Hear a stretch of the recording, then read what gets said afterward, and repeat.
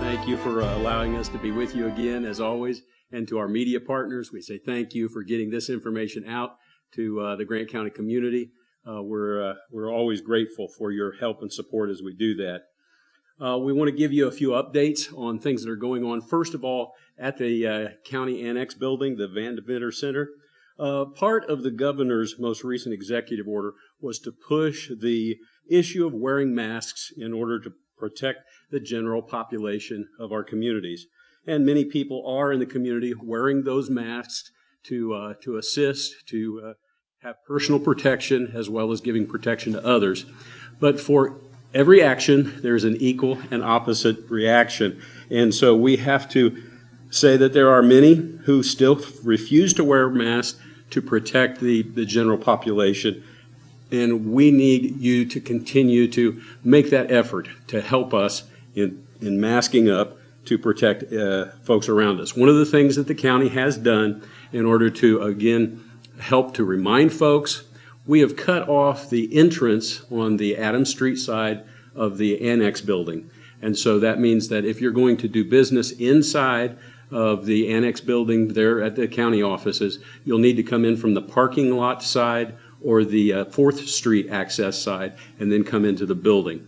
Again, the idea is to restrict the access and egress in that building, reminding folks they need to have their mask on. And when you come in, please have those masks because that's what it's going to take to do business in our different departments.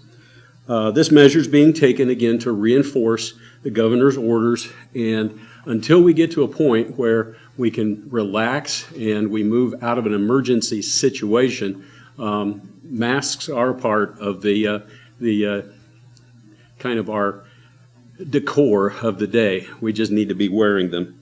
While it's an added layer of protection, it's also sometimes a bit frustrating and burdensome to get that thing on, to keep it. Sometimes it's a little difficult to breathe. But if our frustration that we're going through helps to prevent the spread of this virus, then that helps us even more and we're doing the right thing. Now, in just a few moments after I'm finished, we're going to introduce Nancy Bryant to you to get you information about our vote centers. And I'm really excited to hear what she's going to be sharing with you. But I just want to encourage you to stay tuned, take down some notes about our vote centers, because it's really exciting, the fact that we will have vote centers where every voting citizen can vote anywhere in the county and not just one or two specific locations, the courthouse or their precinct. So stay tuned for more information.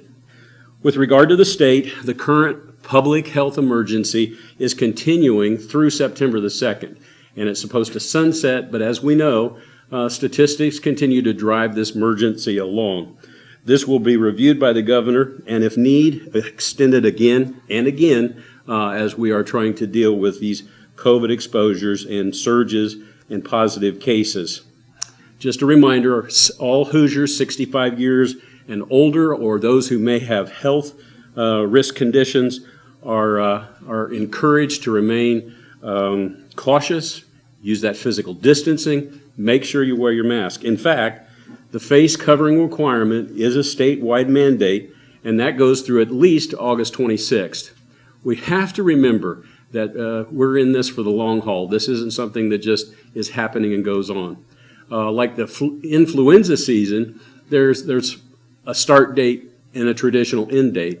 From the best that we understand from this virus, it continues to live and thrive and keep moving. That's why we're doing all these extra precautions. Just remember that if you have social gatherings up to 250, you may do that as long as you're observing CDC guidelines. And in the state of Indiana, there are no restrictions in travel. I've heard a couple folks say, can we do this or can we go there? But we do not have any travel restrictions. You are free to move around the state of Indiana. One more thing about those gatherings, if you are planning or your organization is planning to have a public event that is going to have more than 250 people, you will need to make sure that you have a plan that shows how you're going to mitigate all of those people coming and going, and that has to be approved by the local Board of Health. So that's just a reminder, if you are planning things for the next few weeks and months, that you need to work with the Grant County Health Department. Now, something that I have done over the last many, many weeks is I've talked to you not with general statistics, but I've always been focusing on the morbidity rate. And that's something that I just kind of want to explain and expand a little bit for you today. Right now in Grant County, our morbidity rate is at about 3.5% of all those people who actually test positive to the coronavirus. The state of Indiana is just over 3.5 as well. In the United States, the general morbidity rate is at 3.1%. When it comes to that. And we had lots and lots of people that have said, well, this is just another flu. We can compare it to the flu. And this is what I want you to understand. This is not the flu. It's something entirely different, and it attacks our systems differently. So I developed this little thing to let you take a look. COVID versus the flu when it comes to mortality rate. Right now, we are seeing that 3% in the United States. When it comes to what the flu statistics said, we had 0.0009, and that's in thousandths of a percent. So that meant that out of 35 million people that contracted the flu, were diagnosed, confirmed to have flu, that percentage right there is the amount that died. That's about 34,000 people. If we continue to follow this out, and we are only at about 5 million people that have tested positive, and about 170,000 that have actually died thus far. If we continue those numbers out to the same extent, 35 million people, that means that with the same 3%, we will have over 1 million people in the United States that can die of coronavirus. And that's why we continue to press the idea we need protection, we need to continue to physically distance. That's giving us a flat line so that as people are contracting the disease, then our healthcare professionals can care for them, help them to overcome it so that we don't have more fatalities. So that's why I continue to focus on the morbidity rate and why we need to continue to use our mask and personal protection. Now, we are seeing a trend just starting where families are getting sick at the same time.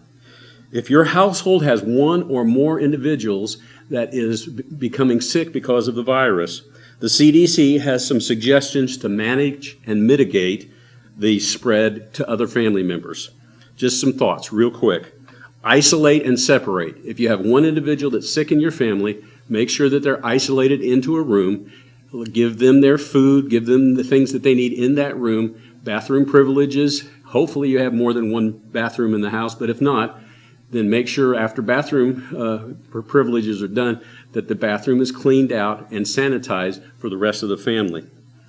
Open windows and improve the airflow in your home. Fresh air moves out stale, stagnant, and potentially infected particles so that you can then continue on. If you're washing dishes, do it with hot water, detergent, and gloves. Always glove up as you're dealing with things that someone that has been sick has been using. And that goes for linens as well. If you're doing laundry, make sure that you glove up, take care of that person. Once it's washed through the cycle and detergent, you're all right. But just make sure that you're gloving up as much as possible. Don't share personal items, and the sick person at home, even around family, should be wearing a mask. So those are the things that we wanted to share with you today.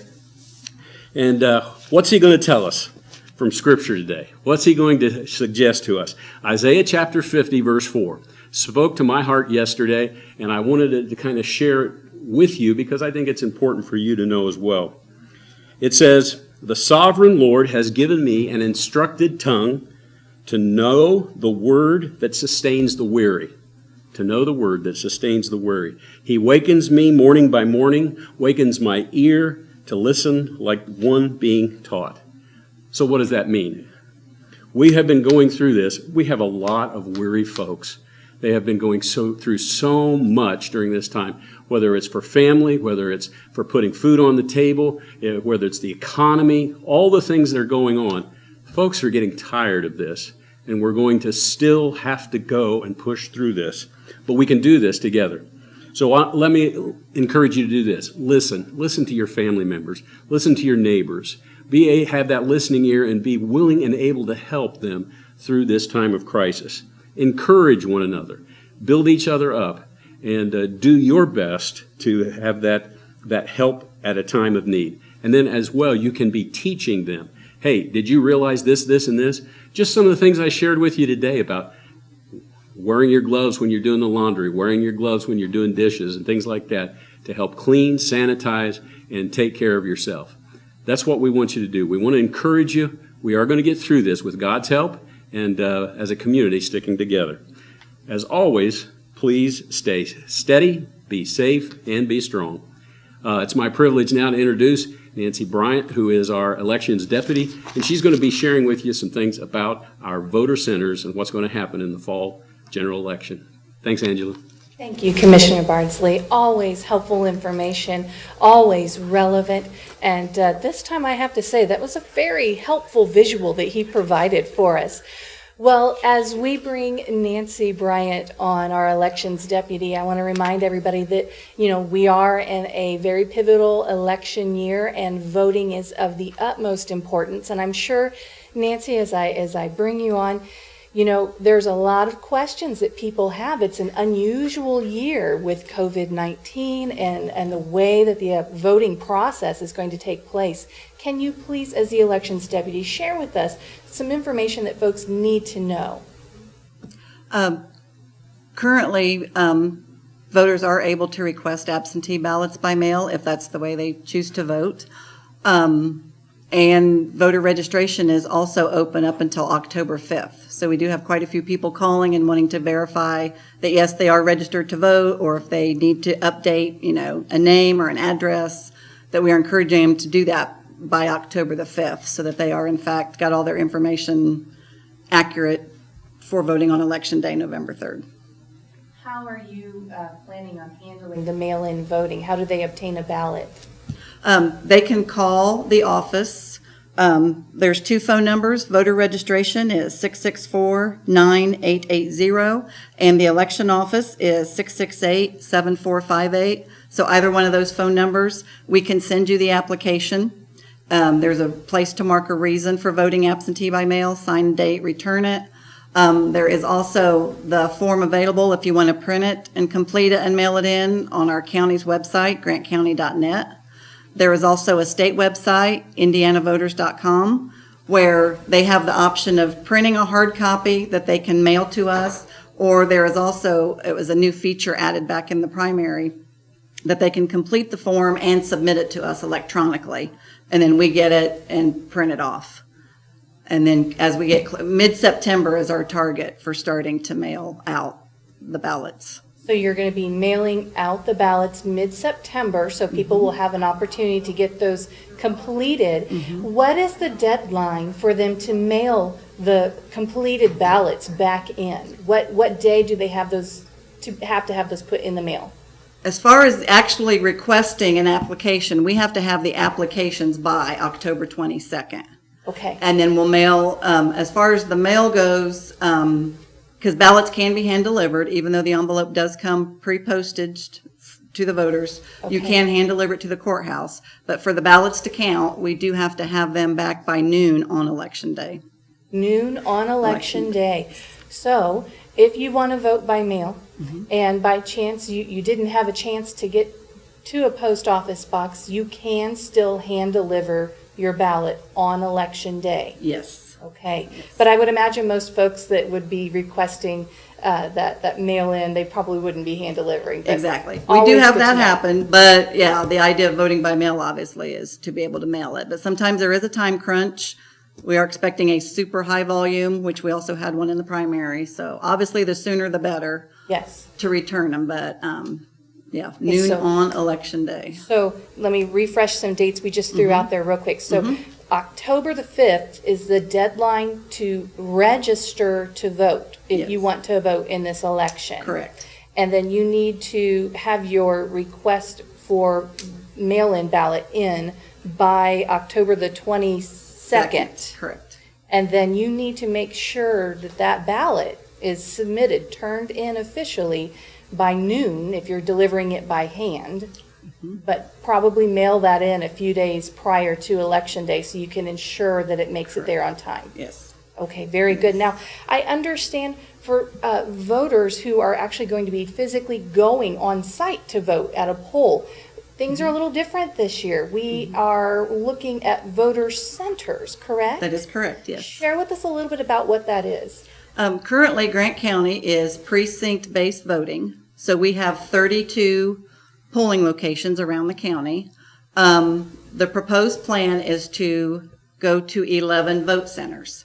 With a vote center, voters in Grant County will be able to vote at any of those 11. They will not be restricted to their one polling location any longer. That is so work, important. home, school, the convenience of finding, that right spot. And we targeted locations around the whole county, Right? so they all weren't like clustered in one spot. So we, You made sure to spread out the locations of the Correct. voter centers. And I just want to make sure I heard you correctly, because I think this is going to be really convenient for people. They can vote at any voter center. They don't have to go to a specific precinct like we're familiar with in the years past. that is correct. So if my workplace is closer to a voter center in a different part of the county than where I used to vote at, it's okay.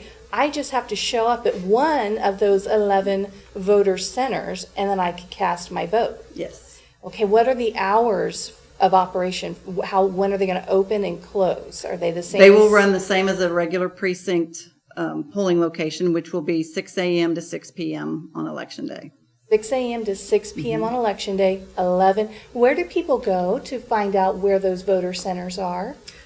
We have set up a website called votegrantcounty.net, and there is all the information in there. The whole list of the 11 proposed centers is on there with their addresses. There is also a feedback portion. The committee, as well as the election board, is encouraging comments from the public, preferably written. So there is a feedback portion where they can, any concern, question, any opinion they want to express. In addition to that, we're holding a public hearing on August the 27th, August 27th. which is on Thursday at 6 o'clock p.m. And we're going to be at the College Wesleyan Church. So there'll be plenty of space for social distancing. We will have cards provided so people can comment, write down their comments that we can address during the public hearing. And there is also information on the votegrantcounty.net website as far as doing a WebEx meeting, which some people may be already familiar with that because of the county council meetings and the county commissioner meetings. So there are instructions on that and how to participate in the meeting, even if you're not going to be able to come. That's good, that the night in public person. hearing, you've made it something that if folks maybe are immune compromised and do not feel comfortable going out in public to a public hearing, the WebEx meeting, that virtual attendance is possible, and they can still interact and participate through that platform. Yes. Okay, Yes. so we need to make sure we list these dates again, because I know we're throwing dates out, a lot of them. So October 5th, make sure that you are registered to vote by October 5th. That's the deadline. If you would like to vote by mail, you have to request it. And that means you need to request it no later than October the 22nd. And then if you then want to submit that ballot by mail, make sure that you get that in the mail at least a few days before Election Day. If you don't think you're going to be able to make it in time in mail, you can have that hand delivered to a voter center by noon on Election Day. And remember, there's 11 voter centers throughout the county, spread throughout, and you can pick whichever one works most convenient for you. And that's going to be open starting at 6 a.m. on Election Day. Now, Nancy, is there anything else before I let you go? The noon deadline on Election Day, if they do want to hand deliver their ballots, they need to hand deliver those to the courthouse. Very We important don't have, the information. poll workers aren't really equipped to to accept the ballots on behalf of other people. So there is some state guidelines as far as who's allowed to bring in another voter's ballot, so they do need to be brought to the courthouse. To the courthouse. Very good. All right. Is there anything else before we let you go? The only other part to early voting in addition to the mail is the courthouse is open for early voting beginning October the 6th. Okay. Very And good. the courthouse hours are 8 to 4. There are 2 Saturdays, October 24th and October 31st. One of our votes, to be in line with state guidelines, I don't believe we have nailed down the specifics, but one of our vote centers will be open those 2 Saturdays as well. But obviously, once we get through the public hearing on the 27th and the election board meets to finalize, review comments and finalize the plan, there'll be a lot more information coming out. Specifics, obviously, after the 27th or even September 4th. But I guess I do want people to know that votegrantcounty.net, that website is full of information. And like I said, it will list the vote centers and the feedback button on there, so. Well, hopefully then, since there is a public hearing and there's going to be a lot more information coming forth after that, we will look to have you back here on the community update, and you can share more updated information with us at that time. Nancy good. Bryant, thank you so much for joining us Thank you today. for having me today. We look forward to seeing you again in the future. Thank you. And joining us next will be Principal Keith Burke from Marion Community Schools. He is the principal for Marion High School, and would like to welcome you back today. Thank you so much. Yes, I know that there's a lot of things that Marion Community Schools has to celebrate, and then I also know that there's a elephant in the room, if you will, and that's the confirmed COVID case at Justice Middle School. Yes. What would you like to address first? Again, the COVID case at Justice, the intermediate school, we have 14 students right now who are quarantined because of exposure. Again, in those grade levels where students are younger, we are quarantining the classroom. So there's 14 students that are going to be quarantined. Again, precautionary measures. We want to make sure that we're safe. And one thing I want to emphasize is to our parents and families: if a student is experiencing symptoms, they will be required to go home for 10 days. Unless a doctor clears them with another, with another diagnosis. And that's just for the safety of all of us. One thing that's going on right now is we have so many opportunities with the online schooling that students won't get behind. So it's a great opportunity, again, to stay engaged, but keep others safe. So we want to be sure, again, if anyone is experiencing symptoms, that they stay home. Just for the district, a total right now, we've had 3 staff and 2 students test positive. So again, with the amount of students that we have, Marion Community Schools is doing a great job. Our student staff, custodians, kitchen workers, secretaries, everyone is doing their part to ensure that we're social distancing, that we wear our masks, and that we keep everyone safe. So again, it's an environment that you can come and feel safe, and we're just going to use every caution that we can to ensure that our students are not exposed. And if there is a situation where they are, we're going to give them the opportunity to stay home and make sure that no one else gets that. So it's very important to, again, continue to wear your masks. One thing I did want to talk about is in the fall at this time, students are getting ready and parents are getting ready for athletics. Yes. So we have a little bit different situation this year. Outdoor activities, only 50% capacity for the outdoor activities. And with that, guys, it is mandatory that you wear a mask. Yes. When you come in, you keep it on. If you have to take a mask break for momentarily, that's fine, but you need to put it back on. I know that it gets warm. I know that it's hot out there, but we're doing it for the safety of yourself and others. So please understand that. Please bear with us and make sure that you're following those guidelines. Again, it's only for your health. It's only to ensure that we're all safe and that we're all continuing to be able to enjoy the lives that we have. So the same thing, we have ROTC competitions getting ready to start. Same thing would go for that. 25% capacity indoors, 50% outdoors. So again, if you're wanting to get a ticket, make sure that you get there early. Make sure that you're understand that the masks are required, and as they are everywhere, but we really will be enforcing that. Marion Community Schools has a rather diverse athletics program, and can you please share with us of the various sports that are offered, what fall sports are taking place presently? Right now we have golf. Girls golf is taking place. We have tennis right now, which is boys. We have football, which boys football, and then we have soccer, both boys and girls competing right now. Volleyball is competing right now. All those sports going on currently. So again, we have a lot of opportunities. We was at our volleyball game last night. The fans were great. They were masking up. We had football scrimmage. I will say some of the fans did not want to mask up at the football scrimmage. They've got to do that. And again, we are enforcing something to keep them safe.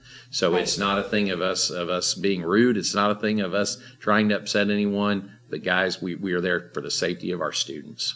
Very true. So you're selling tickets, and so for folks who would like to come and be a spectator and show their giant pride at those different games and matches and meets, and the tickets, you only have a smaller number of tickets for sale this time Absolutely. around because the capacity is limited to 50%, correct? Absolutely. And you can call if you want our high school, and they'll connect you to the athletic office. The number is 664-9051, and they will get you down to Mr. Moritz or Miss Leach in the athletic office, and they will definitely help you get those tickets and ensure that you're able to get in the game. Again, we at the scrimmage, we had numbers that were manageable. When we start getting into the games, there'll be more people wanting to come, so we want to ensure that people know that they're going to be able to get in. It'd be better to get those tickets early. So for anybody attending, again, I want to just reiterate, and I'm going to use a strong word, masks are mandatory if you are going to attend one of the sporting events. Absolutely. And you have full legal right to enforce that. Yes, and we will, because again, it's for the safety of you and our students. Right. Again, it is a situation where we are taking it seriously. As they talked about the difference between COVID and the flu, it is serious. It is serious, and we're going to ensure that we do every measure that we can to keep our students and staff and family members safe. As you have continued to demonstrate excellence in your approach, in that attempt to keep everyone safe, just on the situation with Justice, you said that one student was confirmed positive, Yes. and there were 14 other students that came into contact with that student within 6 feet Yes. for 15 minutes or more. Right. And you did contact tracing and were able to identify 14 other students, so they're on quarantine as well. So is it safe to say, I do have a question. How did the contact tracing go? Did your plan work? And is it safe to say if you haven't been contacted, you don't need to worry, you weren't exposed? Absolutely. Yeah, the contact tracing went very well. Ms. Lockwood and her staff did a phenomenal job. I can tell you that if you don't hear anything, that means that you were not exposed. You would have been contacted by now. Again, we would do that in any case where it happens. We had initially 2 staff members at the high school, had a lot of parents saying, well, my student was in their class. Well, again, there are steps that we take to ensure that our staff is not close to our students, and our staff is very aware of what the steps they need to take in staying 6 feet away in every 15 minutes, ensuring that they move positions. They're very, very adept and aware to that, and it's really, really helped. I'm proud of our staff. I'm proud of all the staff in the district and how they're handling it, just doing a wonderful job of ensuring that we take every precaution to ensure safety for our students. Now, for parents and folks that would like to keep an eye on the current trend or situation with COVID within Marion Community Schools, you are putting information on the Marion Community Schools website, correct? Absolutely. The update it's updated every single day on Marion Community Schools website. Please check that out, www.marion.k12.in.us. and it will have every information that you need for COVID on there. And that information is right there on the home page, so people can easily locate it and find it. It is very easy to see, absolutely. Good. Well, before we bring Dr. Moore on, is there anything else that we need to share with folks regarding Marion Community Schools? Well, again, it's just been a great start to the school year. We have at the high school, I can tell you about 35% of our students doing online, 65% in person. The students are just being wonderful, and the education that I'm seeing, even from the online instruction, we're doing what's called synchronous learning, which is where the student is seeing it in real time. It is live.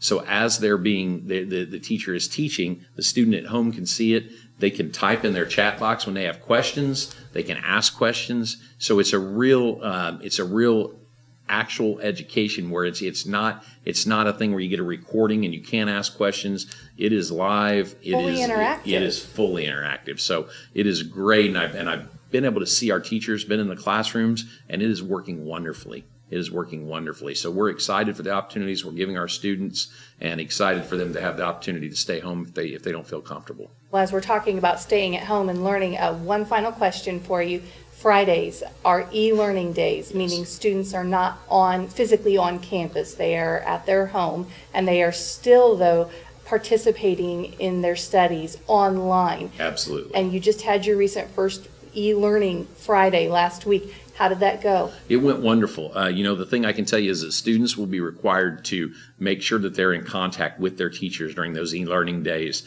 Attendance will be taken that way by either turning in an assignment or being in contact. It's not a situation where Fridays is a day off. It is actual school. So we want to ensure that everyone's taking advantage of the opportunities that they have. And just like we're attending school, we're just doing it at home. In a safe environment. Well, Absolutely. Principal Keith Burke, thank you so much for coming on and representing Marion Community Schools today, and thank you for sharing some information that I think a lot of folks needed to hear. And we'll look forward to seeing you again in the future. Thank you so much. Thank you. And joining us next, we will have Dr. David Moore from the Grant County Health Department. He's going to be sharing new information with us. And Dr. Moore, as I welcome you on, I understand, the school, they've got their plan in place, and it sounds like they've worked closely with you, and it sounds like that plan is working well. Yeah, it has been. This has been, for me, it was an anxiety-producing thing. We've sure. Seen that the numbers went up, and then they were starting to come down, and some states were not doing well. Indiana was doing pretty good, but we were going to start school and getting the schools out together again. How were we going to have it? Can we make it safe for the kids? Can we make it safe for the community? Can it be doable? Can it learn? And not just the Marion School District, but the other four school districts that we have, and the three private schools have been working with the health department. We've gotten excellent support from the governor. We've gotten excellent support from the Department of Education, from the Indiana Department of Public Health. Indiana Health Department has given guidelines. This has been a learning, moving target that we have. It's been a growth experience for all of us. Everybody has needed to be flexible and adaptable, and what we've seen from the principal is what the other schools are reporting to. There are changes, there are events that everybody has been flexible and adapting to them. So far, our schools have done well. It's a challenge, and especially when we run into an incident where we have to quarantine, students, we have to quarantine staff. So that being aware that it's close contact, that's 15 minutes within 6 feet. So that if a teacher is moving around through the class and being aware, if the students are facing forward, they're maintaining their distance. If there is a need for quarantine, we can contain that. And then to monitor that these stats are reported to the state working with the local health department gets in touch with people who have been identified in close contact. Students that are on the bus, students that are in classrooms, students that are playtime. The schools are maintaining awareness of all of these, so that we've had well thought through, adapted, but well flexed and working plans for knowing who are the kids who are at risk. So if you haven't heard from the school, it's because based on these systems that we've set up, that we know who it is. If your child is sick, then keep them home. If you're sick, stay home. from work or from school, from the teachers or for all of the others. For kids who are maintained home, that our local hospital, Marion, our only hospital, Marion Community Hospital, Marion General Hospital, has made a commitment to have providers available if need be. If you have an established provider, that's ideal. But if you don't, then we'll have one available. So some way to have you evaluated. If there needs to be testing, to be tested. The community has come together in a way that we're very proud of. The commissioner looked at what are the stats and what's going on. Number one, this is not the flu. This is multiple times more deadly than the flu. It's more infectious than the flu, but that doesn't mean that we can't manage it and we can't do it. We talked about a new normal. This is part of the new normal. The distancing is part of the new normal. Tracking what's going on is part of a new normal. If something is identified as an issue, that we isolate it and we deal with it in a contained way instead of having it quietly move through and affect the community. With this new normal, our numbers in Grant County have gone up in terms of the number of positives. But when we look at severity, as the commissioner was talking about, that is, those who are sick enough to be hospitalized and those who have died, Grant County has done an excellent job of containing this. And it's been a sacrifice. People are tired of it. Being tired of it doesn't make the virus behave any differently. It's still just as infectious, just as deadly. I know we're tired of it. It requires persistence. Our doctors are getting better at identifying it, at early treatment and prevention. So not only have we kept the hospitals from being overwhelmed, once they get to the hospital, we're getting better and better and better at helping people get through this. We're having more testing so we can identify with it. The hospital has instituted in the last few weeks point of care testing. That is, instead of, there are tests that still have to go off and it may take 48 hours, sometimes even 72 hours to get them back. But when it's needed, the emergency room, the operating room, the critical care units now have access to quick turnaround tests. 40 minutes, sometimes 20 minutes before we can get the results, so that we can have those available. The medical community has gotten better and better at doing this. The whole community is doing better at keeping this down. And we're saving lives by minimizing who gets infected, not overwhelming the healthcare system, and allowing the system to be able to keep people healthy. Our schools have done an excellent job of containing, reporting, responding, learning. It is a challenge, and we still may have to change in the future. This is new for all of us, but we've done an excellent job at this, and I'm proud of our community. As this has been new for all of us, and I'm so glad that you referenced the schools again. You said earlier that, if you're sick, stay home. If your child is sick, keep them home.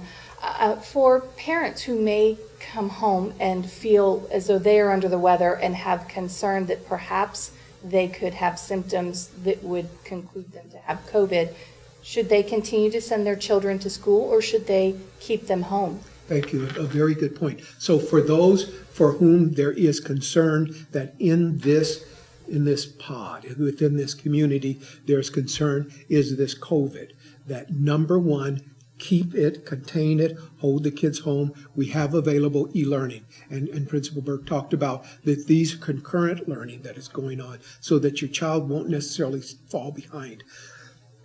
Excuse me. They will need to socially isolate. They will miss the time with their friends, but their friends and their families won't get sick. And then for that adult to work with, if possible, their care provider. Again, the hospital, through their access line, has made a commitment to our community during this crisis. And this is all of the community working together, that we will get a provider available. If you need to be tested, there are testing that can be done either through the hospital. Through the end of September, the state health department has provided this testing center, Optum, right now for Grant County, that's located at Faulkner Center, so that you can be tested and find out if this is so. But until you have an answer, contain it at home and do what we need to do. It's a new normal. And with this new normal, we have begun to, in our community, to put a damper on this. We could, like we said, we can get through this, but we get through it with the new normal working together. Yes. Now, I have another question for you. Mentioned earlier, if you have an organization that is planning an event that has 250 people or more, that you need to have a plan of action on how you can mitigate the exposure possibilities, and that is something that they need to work closely with your office to make sure that everything, I think with all the end of the year, the different nonprofits that are going to be doing the fundraising events and those gatherings, the banquets and things that you often see around this time of year start to happen, who do they need to reach out to directly to make sure that they have a plan that is going to keep everyone safe? At our local health department, if you contact us, we can give you the guidelines. They're also available on the state. The governor has put out guidelines that are very clear through the online, through the Indiana State Health Department. You can contact the local health department. What we're looking for is to see that if you're going over that 250, that you have a plan to lessen the likelihood of spread, that you have a plan for social distancing. If masks are appropriate, that masks are there, that we have hand sanitizing available, and that we have a flow of people through the event that is going to, again, minimize that there is a contact person who is submitting these plans and will be accountable if someone from the community, someone from the healthcare department presents and evaluates that. And we have, once these plans came out, we simply said, these are these plans. What we have now done is that we have someone from the health department visiting periodically these events. And what we're going to be looking for is who is that person who has signed to the health department that I will be responsible for looking over these plans. When masks are required, to see that that is so. When social distancing is required, that will be so. When food service is to be monitored, that we're seeing that would be so. So that this person is being held responsible for that, to make sure that, again, we keep the community safe. We're not looking to interfere with freedom. What we are looking to do is to make sure that we get through this safely together. Someone with tuberculosis is not allowed to be out and spread their tuberculosis all over the community. Yes, you have your freedom, but you also have a responsibility to the larger community. This is far more infectious than tuberculosis, and we all have a commitment to ourselves as well as to the larger communities. Let us get through this together. But thank you. Very good question, though. Thank you. Was there anything else that we need to know today that you are bringing information to us before we wrap up? Just that, again, we're doing well in our community. We want to continue this new normal, that if there's something that any individual could do, this is so. The kids in our schools have been very compliant with this. Sometimes it's the adults that are harder to get to do this than it is the kids to do. But if we can contain this droplet spread while we're making advances, while we're hopefully moving towards a vaccine, that we can do this and we can do it together. But I thank the community for this, and thank Sunnycrest and all of the other news media outlet for having us a way to communicate with the public about what's going on. Thank you, Dr. Moore, for sharing this information, helping us to see that we can be empowered to control the spread. And if we just use a little bit of discipline and some foresight, we can get a handle on this. We can. Thank you. All right. Thank you so Thank you very much. much. Well, I would like to thank you for joining us for today's community update, and I would also like to say a great big thank you to our local media who are helping to share this information: WBAT, the Chronicle Tribune, the News Herald, the City of Marion, and the many other local media outlets that are working so hard behind the scenes to bring you the information that you need so that you can be better prepared and stay safe. Well, I would like to remind you that today's community update will be rebroadcast here on WSOT TV today at 5:30 p.m. and again at 10:30 p.m. and also on Sunday, August the 23rd at 10 a.m. and 5:30 p.m.